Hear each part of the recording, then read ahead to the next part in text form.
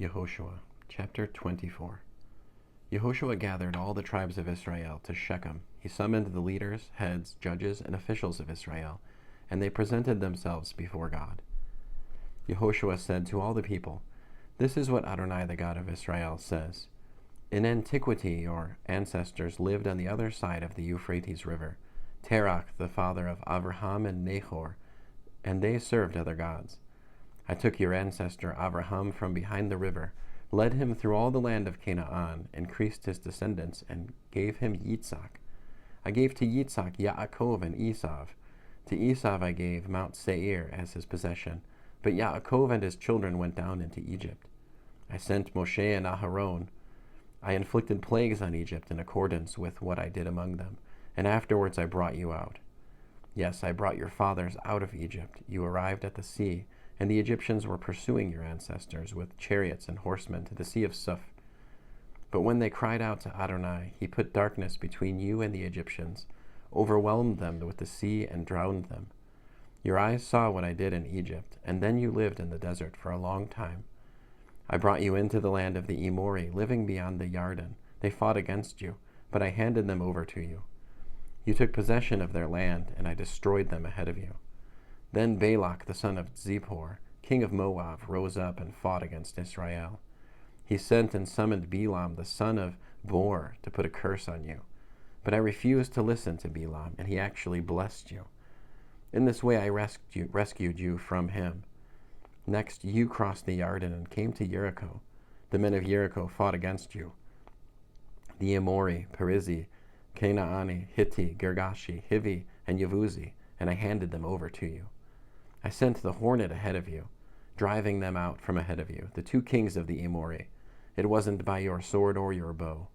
Then I gave you a land where you had not worked, and cities you had not built, and you live there. You eat fruit from the vineyards and olive groves which you did not plant. Therefore fear Adonai and serve him truly and sincerely. Put away the gods your ancestors served beyond the Euphrates River and in Egypt, and serve Adonai. If it seems bad to you to serve Adonai, then choose today whom you are going to serve. Will it be the gods of your ancestors served beyond the river, or the gods of the Emori in whose land you are living? As for me and my household, we will serve Adonai." The people answered, "Far be it from us that we would abandon Adonai to serve other gods, because it is Adonai our God who brought us and our fathers up out of the land of Egypt, from a life of slavery, and did those great signs before our eyes, and preserved us all along the way we traveled and among all the peoples we passed through. And it was Adonai who drove out from ahead of us all the peoples, the Emori living in the land. Therefore we too will serve Adonai, for he is our God." Yehoshua said to the people, "You can't serve Adonai because he is a holy God, a jealous God, and he will not forgive your crimes and sins. If you abandon Adonai and serve foreign gods, he will turn, doing you harm and destroying you after he has done you good." But the people said to Yehoshua, "No, we will serve Adonai." Yehoshua said to the people, "You are witnesses against yourselves that you have chosen Adonai to serve him." They answered, "We are witnesses." Now Yehoshua urged, "Put away the foreign gods you have among you, and turn your hearts to Adonai, the God of Israel." The people answered Yehoshua, "We will serve Adonai our God. We will pay attention to what he says." So Yehoshua made a covenant with the people that day, laying down for them laws and rulings there in Shechem. Yehoshua wrote those words in the book of the Torah of God. Then he took a big stone and set it up there under the oak next to the sanctuary of Adonai.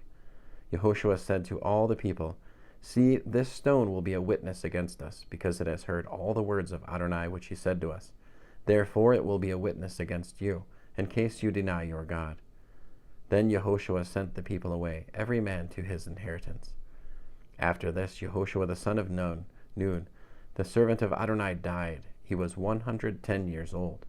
They buried him on his property in Timnath Serach, which is in the hills of Ephraim, north of Mount Gaash.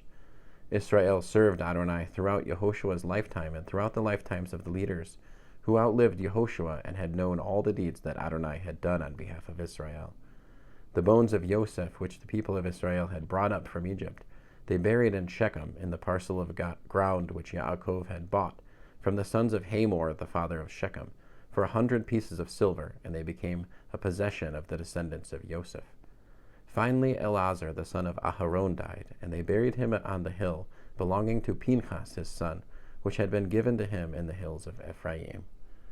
End of Yehoshua chapter 24.